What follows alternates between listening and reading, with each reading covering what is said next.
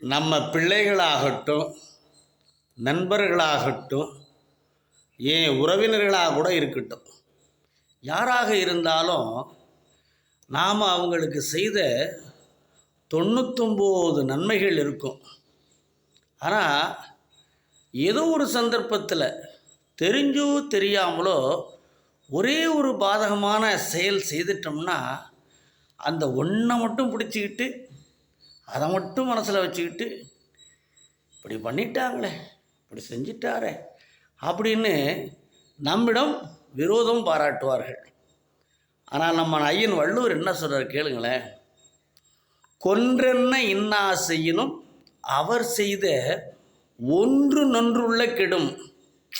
அதாவதுங்க, கொலைபாதகத்துக்கு இணையான ஒரு பாதகத்தை உனக்கு அவர் செய்திருந்தால் கூட அவர் ஏதாவது ஒரு நன்மை கூட உனக்கு செய்திருக்க மாட்டாரா? அந்த ஒரே ஒரு நன்மைக்காக அவரை நீ பொறுத்தல் வேண்டும் என்கிறார் வள்ளுவர். ஆனால் நம்ம பெரும்பாலும் என்ன செய்கிறோம்?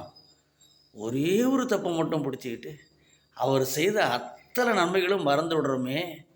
இதாங்க மனிதனுடைய மிகச்சிறந்த பண்பு.